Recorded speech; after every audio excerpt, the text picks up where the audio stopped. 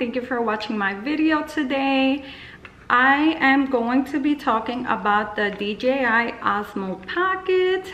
Woohoo!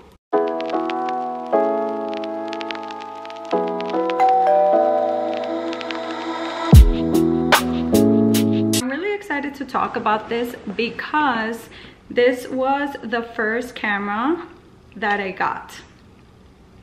So a quick background story where my opinion is coming from. I decided to start this channel 2 months ago and I needed a camera. Yes, I have an iPhone and yes, I can record with it, but if you want a more professional look or if you want the sound to be better, then you know it's good to get a good camera, and that's why I got the DJI Osmo Pocket. Really, I didn't want my iPhone to become my main recording device. I wanted something good but also inexpensive compared to other cameras. This is still, you know, pretty expensive, but compared to other cameras, it's a good price. The DJI Osmo Pocket came to my radar about a year ago, and I spent a long time looking at it and just trying to decide if this was a camera that I wanted. I had not started my YouTube channel yet, so I just went ahead and I got the DJI Osmo Pocket.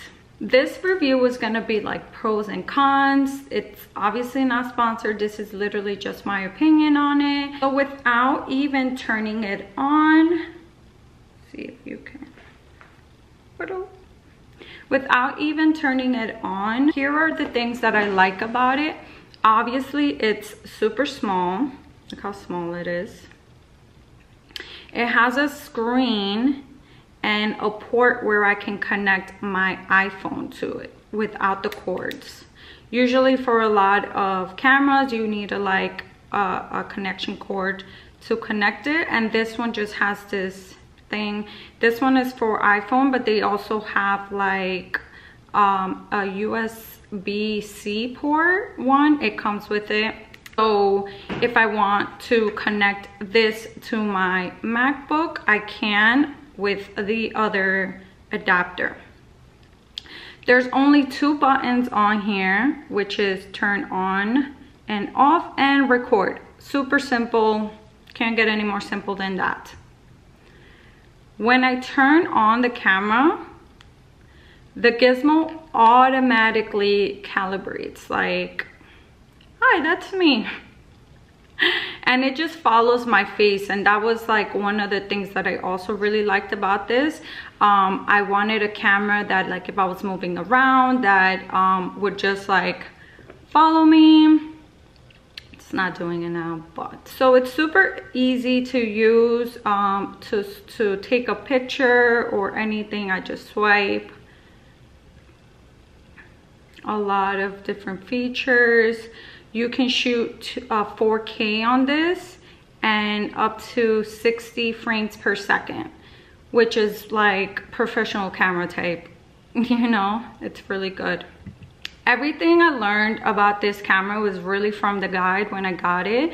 It just tells you, it's super easy, and it just tells you how to use it and all the different features, and I really like that. I don't think anyone reads the guides that cameras come with anymore, but I like to do it. I don't know why. I find that the picture quality is amazing. It's just like really, really good, and it's so easy to use.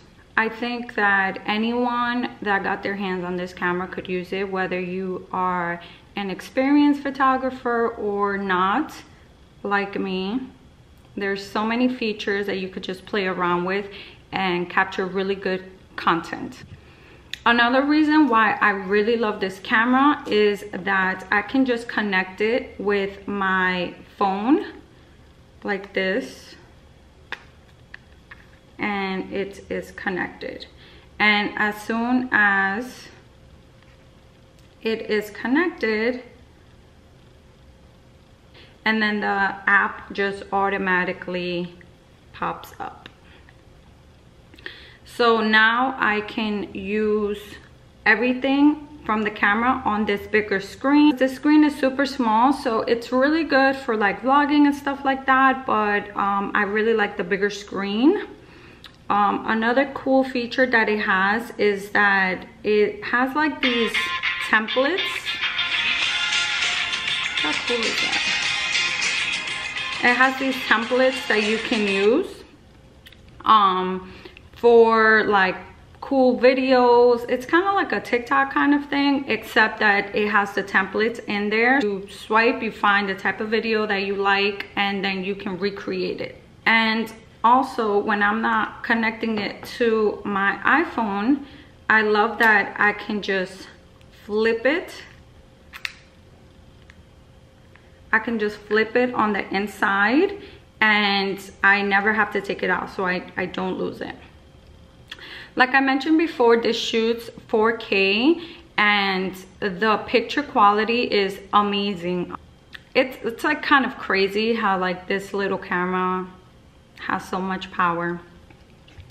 And those were the main pros for me. There are a lot of other great, amazing things, but to not get like super specific, those were like the main ones. Unfortunately, it wasn't always smooth cruising for me, but remember, I don't have prior camera knowledge. This was my first camera everywhere. So every step of the way required me to do some sort of research online or whatever.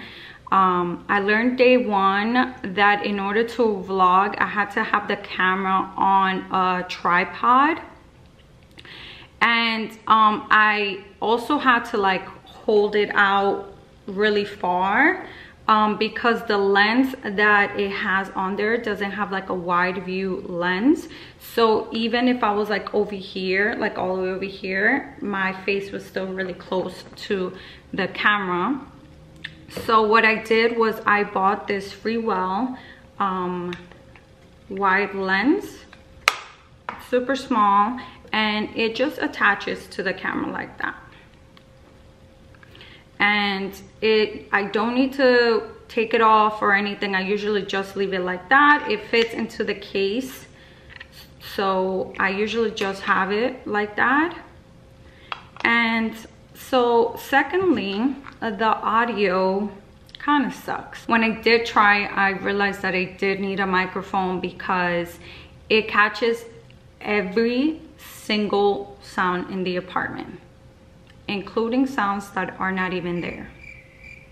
So either the camera is that good or just like the sound in here, the audio is just not that amazing. But with everything comes a solution. I bought this ceramic microphone, and what I do is that I plug it into the camera. But I also had to get the adapter because it doesn't have like a regular one of these, I don't know what it's called, port on the camera. So I had to get an adapter. This one is from DJI, is the official adapter, and I just plug it in like that, and then I just connect my microphone to that. So it's, I mean, it's still super small and I could just adjust the microphone however I want. Well, at least there was a solution to this. Also, you might want to be mindful of the type of microphone that you get. This was a little, it was like on the cheaper end of microphones, so sometimes it's not amazing, sometimes I still have issues with it, and I always kind of have to like check the audio before I continue my videos, just to make sure that everything is going well. There's been times where I've taken a whole video and then I go back and the audio is crap. So lastly, my con would probably be the size of the screen.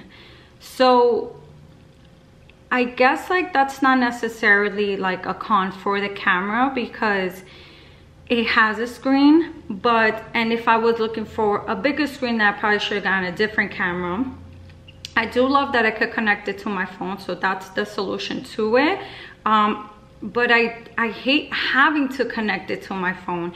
And if you guys remember, I said that the reason why I had gotten the camera was because I didn't want my iPhone to become my main camera, and having to connect it to my phone kind of felt like it was, since I couldn't use my phone while I was recording.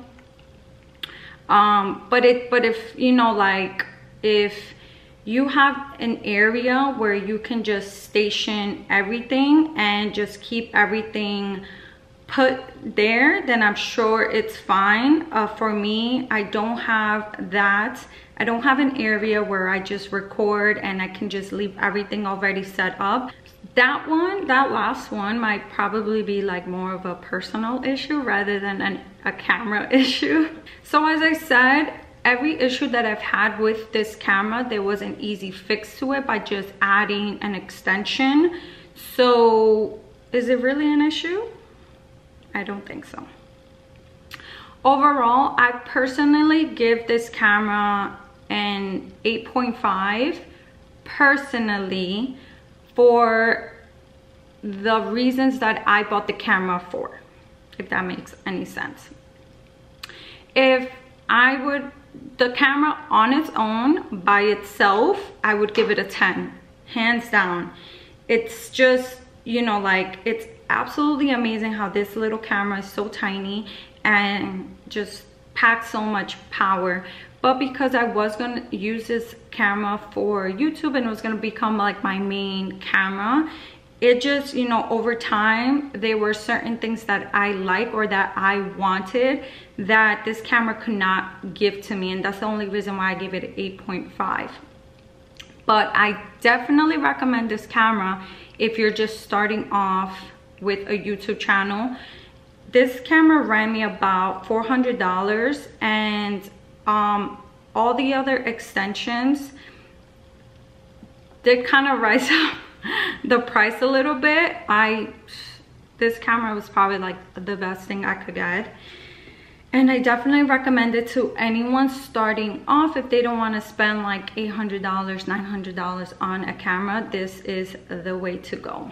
So I did invest in another camera after maybe like 3 months with the DJI Osmo Pocket. I got the Canon G7 Mark II. That's what I am recording on now, and I will have an unboxing video for that one soon. That's pretty much my review. Thank you for watching. Again, if you liked the video, don't forget to like it and subscribe to my channel. I post videos weekly. So see you next time.